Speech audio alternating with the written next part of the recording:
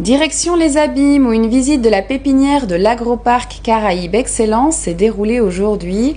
Un site stratégique dédié à l'agro-transformation, pensé pour accompagner les entrepreneurs locaux et structurer la filière agroalimentaire en Guadeloupe.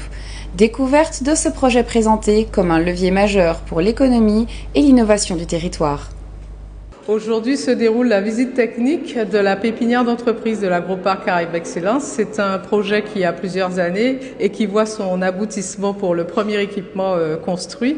Il s'agit de mettre à disposition de jeunes entreprises en agro-transformation, des ateliers de transformation dans des filières différentes de l'alimentation. Ça peut être farine locale, jus, etc. Mais toujours en utilisant la matière première agricole locale. L'Institut Pasteur de Guadeloupe a des petits locaux ici pour pouvoir à la fois réceptionner les échantillons qui seront ensuite soumis à des analyses alimentaires, bactériologiques, et puis aussi pouvoir dispenser des formations dans le domaine de l'hygiène, puisque les pépites et les jeunes entreprises qui sont ici vont avoir besoin d'une certaine expertise, puisque un des enjeux de la production alimentaire et de l'agro-transformation, c'est que ce soit fait dans des standards d'hygiène suffisants pour assurer la protection de la santé publique. Donc l'Institut Pasteur de Guadeloupe est là pour ça. L'idée, c'était donc d'articuler autour d'un hôtel d'entreprise pour accueillir des valeurs sur le plan agroalimentaire et leur permettre d'avoir un outil efficace qui leur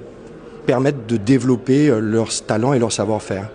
Et autour de ce parc s'articule un grand marché d'intérêt régional pour que les agriculteurs puissent avoir un maximum de visibilité pour écouler leur production, parce qu'il ne faut pas oublier qu'on est autour de GFA importants, de groupements fonciers agricoles, et puis bien évidemment accueillir des entreprises qui ont plus de 5 ans de maturité afin de pouvoir aussi suivre les pépites qui sont dans l'hôtel d'entreprise. Nous sommes partis sur une démarche architecturale et technique, veillant à ce que le bâtiment soit très opérationnel, très fonctionnel, parce qu'il s'agit de bâtiments agroalimentaires qui obéissent à des normes très très strictes en matière de sécurité pour les futurs consommateurs, et notamment en matière de sécurité et d'accessibilité des locaux, donc créer un bâtiment qui soit performant à tous les niveaux.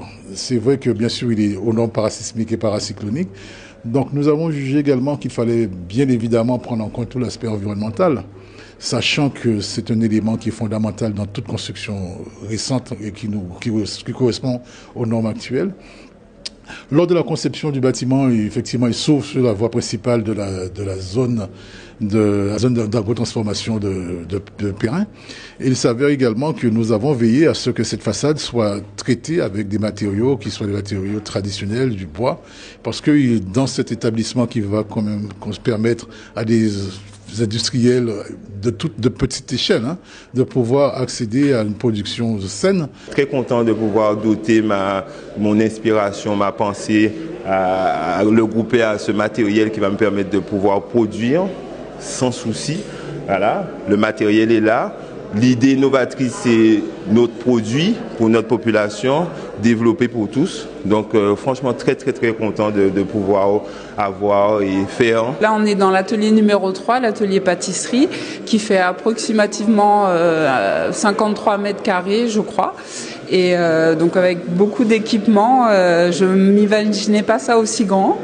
Et donc voilà, ça va me permettre de mieux m'organiser, de faire une production plus efficace.